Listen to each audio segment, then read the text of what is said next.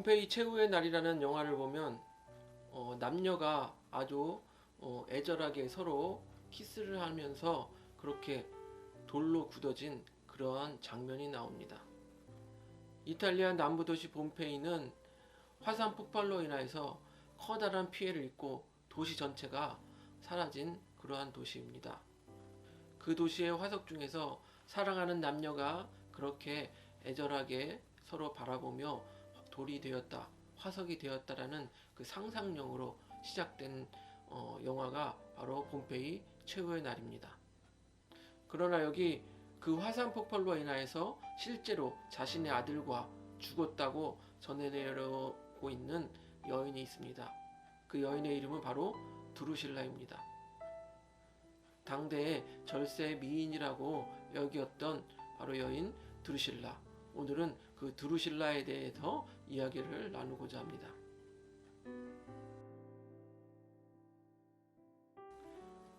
드루실라는 AD 39년에서 44년 사이에 유다를 통치하였던 아그리파 1세의 막내 딸이라고 합니다. 드루실라의 첫 번째 약혼자 에피파네스는 이웃나라의 왕자였지만 할례를 받지 않고 유대교를 받아들이지 않겠다고 하여서 드루실라에게 파혼을 당했습니다. 그리고 15살이 되던 해에 할례를 받아들이겠다던 에메사의 왕 아지주스와 결혼을 하게 됩니다. 여기까지만 살펴보면 드루실라는 유대인으로서 유대의 규율을 잘 지키려고 하였고 하나님의 법을 잘 지키려고 했다고 우리는 생각할 수 있습니다. 즉 하나님을 알고 하나님을 사랑했던 그러한 사람이 드루실라라고 우리는 생각할 수 있는 것입니다.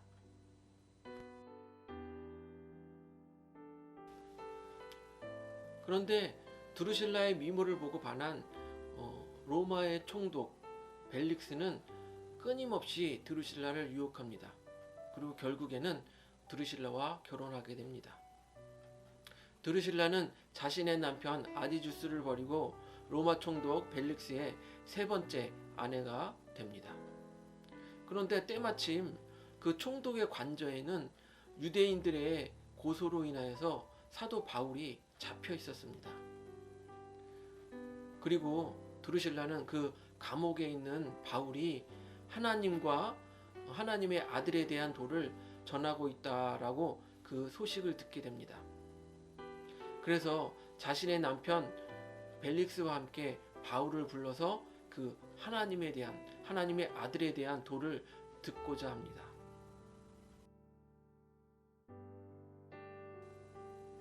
우리는 여기서 드루실라가 유대인으로서 하나님에 대하여 잘 알고 있었고 또 그렇기 때문에 이 드루실라의 영향으로 인하여서 이 로마 총독 벨릭스가 사도 바울로부터 예수 그리스도에 대한 도를 듣게 되었다라고 생각할 수 있습니다. 사도행전 24장 24절을 보면 수일 후에 벨릭스가 그 아내 유다 여자 드루실라와 함께 와서 바울을 불러 그리스도 예수를 믿는 도를 듣거늘 라고 말하고 있습니다. 말씀에서 보는 것과 같이 로마 총독 벨릭스는 유다의 여인 드루실라를 통하여서 드루실라의 영향으로 인해서 사도 바울로부터 그리스도에 대한 도에 대해서 듣게 되는 것입니다. 그렇게 드루실라와 벨릭스가 사도 바울로부터 예수 그리스도에 대한 복음을 듣고 하나님 앞에 돌아와 하나님을 찬양했다. 예수 그리스도를 믿게 되었다. 그러면 얼마나 아름답게 이야기가 끝났겠습니까? 그러나 이야기는 그렇게 아름답게 끝나지 않습니다. 사도 바울은 로마 총독이라는 권력자 앞에서 그의 비위나 마치고 그의 듣기 좋은 이야기나 하는 그런 사람이 아니었습니다. 하나님의 말씀을 강론하는데 의와 절제와 심판에 대하여 강론하였던 것입니다. 사도행전 24장 25절을 보면 바울이 의와 절제와 장차 오는 심판을 강론하니 벨릭스가 두려워하여 대답하되 지금은 가라. 내가 틈이 있으면 너를 부리리라 하고.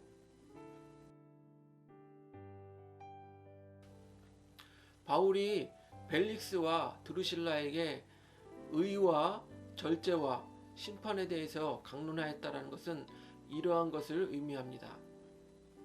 사실 벨릭스는 잔인함과 탐욕으로 악명이 높은 사람입니다.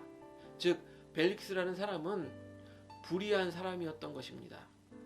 그리고 벨릭스와 드루실라는 여러 번 결혼과 이혼을 반복함으로써 이 절제라는 것과 거리가 먼 사람들이었던 것입니다. 바로 무절제한 그들에게 절제에 대하여 그리고 이후에 장차 올 심판에 대하여 강론하였다는 것은 그들의 죄를 콕 집어서 지적하였다라는 것입니다. 그래서 벨릭스는 두려워하였다라고 성경은 기록하고 있습니다. 벨릭스는 그 말씀을 듣고 너무 두려워서 그만하라고 말한 뒤 물러가라. 내가 나중에 부르겠다라고 말하는 것입니다. 앞에서 우리는 두루실라가 유대인으로서 유대 영향을 많이 받았기 때문에 할례 받지 않는 남자와 결혼하지 않겠다라는 그런 강단을 보이는 그러한 모습을 보았습니다. 그렇다면 우리는 두루실라가 하나님을 경외하는 사람이라고 생각해 볼 수 있습니다. 또한 두루실라는 남편 벨릭스와 함께 하나님을 알아가는 그 도를 배우고자 하였습니다. 하지만 사도 바울의 의와 절제와 심판에 대한 강론을 듣고 자신들의 잘못이 드러나자 그것을 듣기를 거부하였던 것입니다. 즉 두루실라와 벨릭스는 말씀에 관한 한 지적인 허영을 채우기는 원하였지만 자신들을 직접적으로 지적하는 그런 죄에 대한 지적은 듣고 싶지 않았던 것입니다. 말씀을 듣고 자신의 죄를 고백하고 자신의 삶을 변화시키기는 거부했던 것입니다. 우리도 이와 비슷합니다. 교회에서 위로와 평안의 말씀은 듣기 좋아합니다. 또한 우리의 지적인 허영을 채워주는 그러한 말씀은 듣기 좋아합니다. 하지만 실제적으로 자신의 죄를 지적하고 그 삶의 변화를 요구하는 그러한 말씀은 듣기를 거부하는 것입니다. 드루실라에게 유대인이라는 허울은 있었습니다. 하지만 온전히 자신이 예수님의 십자가 앞에서 온전히 죽어지는 것은 거부하였던 것입니다. 우리 이 생각을 마음속에 깊이 새기면서 함께 찬양하기 원합니다. 그리고 각자의 자리에서 기도하시기 바랍니다.